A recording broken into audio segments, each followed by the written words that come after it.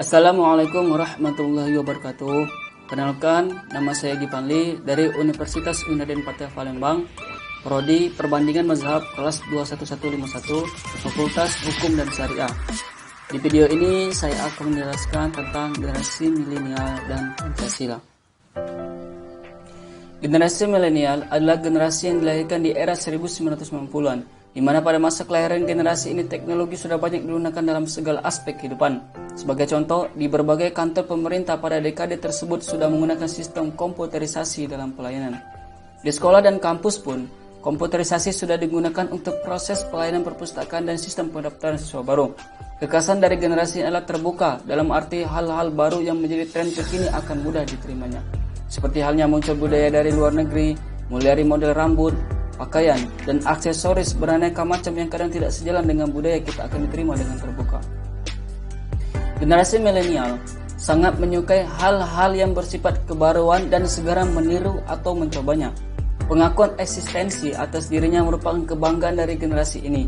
Sehingga sekarang ini muncul fenomena bagaimana para generasi milenial banyak dan beramai-ramai memiliki ruang ajang kreativitas mereka di dunia maya.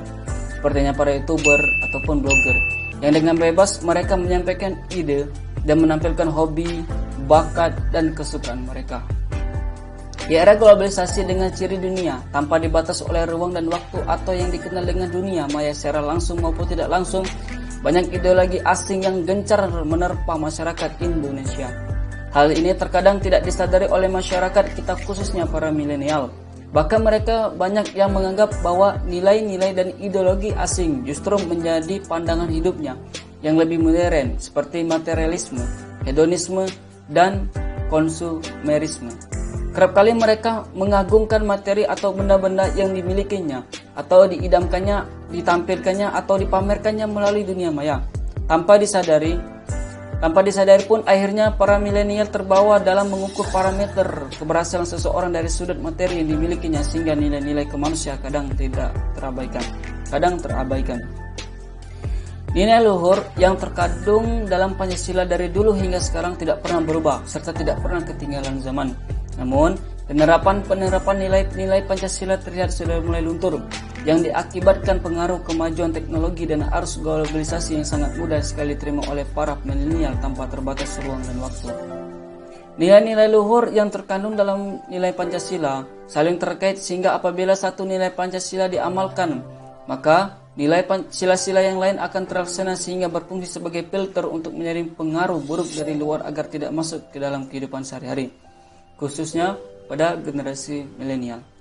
Dikemas kekinian, dalam menanamkan nilai-nilai Pancasila pada generasi milenial tidak bisa dengan cara memaksa dan kaku, melainkan harus bisa memahami suasana kebatinan anak muda sekarang dan mengantarkannya dengan cara yang menarik.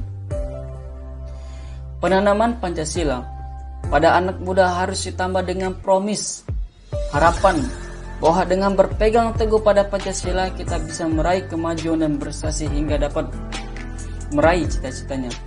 Cara yang digunakan juga harus atraktif untuk memotivasi dan menggerakkan kesukarelawan generasi muda dalam mengembangkan hal positif dari panggilan nuraninya sendiri.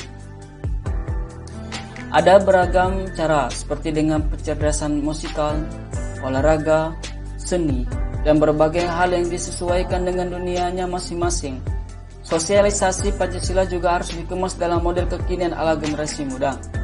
Jika penyampaian tidak menarik, justru akan membuat para milenial merasa bosan dan kemudian memicu rasa ketidaksukaannya. Generasi milenial harus didorong untuk mengembangkan karakter nasionalisme dalam rangka-rangka penanaman nilai-nilai Pancasila melalui 3 proses. Pertama, pembangunan karakter, yaitu generasi muda berperan membangun karakter positif bangsa melalui kemauan keras untuk menjunjung nilai-nilai moral serta menginternalisasikannya pada kehidupan nyata. Kedua, pemberdaya karakter, yaitu generasi muda menjadi role model dari pengembangan karakter bangsa yang positif dengan berinisiatif membangun kesadaran kolektif dengan kausitivitas tinggi, misalnya menyerukan penyelesaian konflik.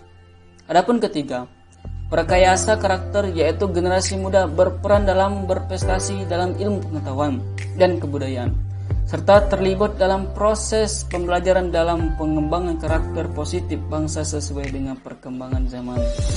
Pengaruh yang terjadi di era globalisasi di mana teknologi serta digital adalah kepribadian generasi milenial yang individualistik, materialistik, dan hedonistik. Karena generasi ini sangat dekat dengan perkembangan teknologi digital, dekat dengan internet, dan memiliki kepekaan yang begitu kuat terhadap hal-hal yang baru, sehingga bisa dengan cepat beradaptasi dengan dampak negatif, mudah terpengaruh budaya dan ideologi lain.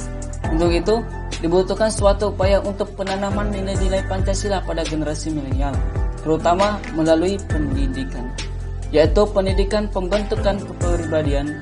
Pendidikan Pancasila merupakan salah satu pembelajaran untuk membentuk kepribadian Pancasialis. Pembelajaran Pancasila untuk generasi ini adalah dengan menggunakan pendekatan praktis terhadap penguatan nilai-nilai yang ada di kehidupan kita. Demikianlah penjelasan dari saya. Lebih dan kurang saya mohon maaf. Kepada Allah saya mohon ampun. Wassalamualaikum warahmatullahi wabarakatuh.